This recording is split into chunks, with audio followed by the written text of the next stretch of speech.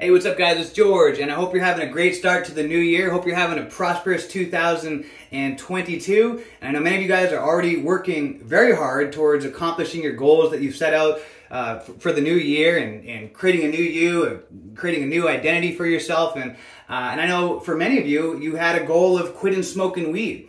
And many of you are doing great at this. You know, you're staying strong, but I know many of you as well have already failed on this commitment that you've set for the year. And the reason why I know this is because I've had so many people over the past couple of weeks who've reached out to me, who've emailed me, feeling very frustrated and disappointed that they've already failed on their New Year's goal that they had set for themselves to quit smoking weed.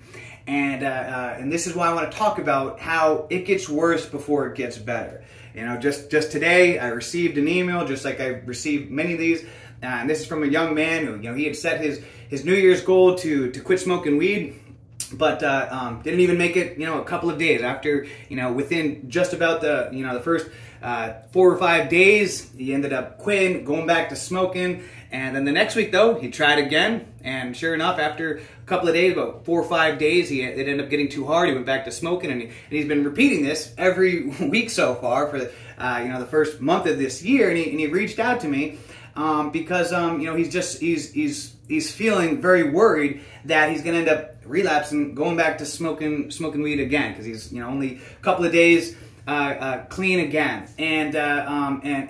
And I've had this email and this conversation so many times, and that's why I wanted to share and talk about this, about how it gets worse before it gets better. You got to understand the process, guys. And I want to use kind of an analogy, and this is, you know, where I live, there's been a lot of construction going on. A lot of people are moving to Florida. I live in Florida, and I live in a town where there's a lot of, called Dunedin, where there's a lot of very old houses here. And so, you know, a lot of the houses are being torn down completely so that, you know, whoever's moving there can buy and create their own dream home, whatever it is. And this house that's right across the street from me is this old, really old house that looked like an old haunted house, and it got torn down about about a year ago. It got torn down, and it was just like chaos for months. I mean, there was just every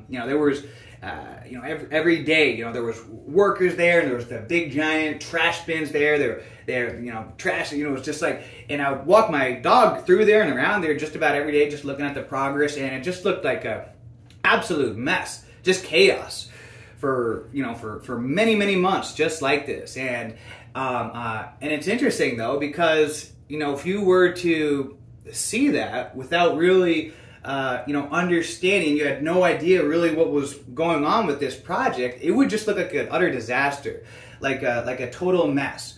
But if you were to go up to, you know, the construction site manager, and you were to ask them about what's going on here, and they would have a very clear vision, a crystal clear vision for the outcome and for what was going to come out of this mess. And that's a beautiful home.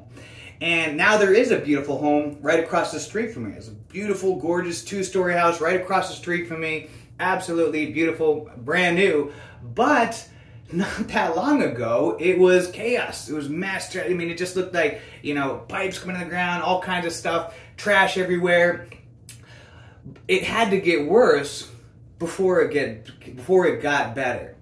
And that's very difficult for a lot of people to understand on this journey. A lot of people, and this is why, you know, like the young man reaching out to me, you know, that relapsed, time and time again, and like many others, is because what happens is when they quit and they go that first couple of days, that first week, or even first couple of weeks, or however long it takes, in that beginning phase, because it gets worse, that they end up throwing in the towel, and they give in on it. They essentially they negotiate with their mind, and they make negotiations and bargains, and they throw in the towel on the vision on who they wanted to become, and instead go right back to smoking, even though they knew that was not bringing them happiness. They were looking for happiness in the same place that they lost it.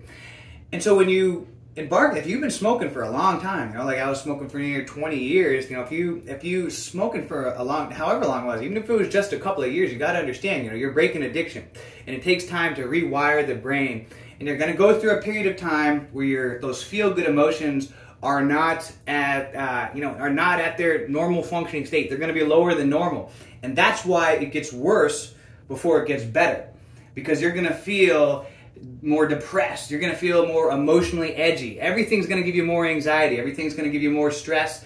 You might probably not going to be sleeping as good during that time as well.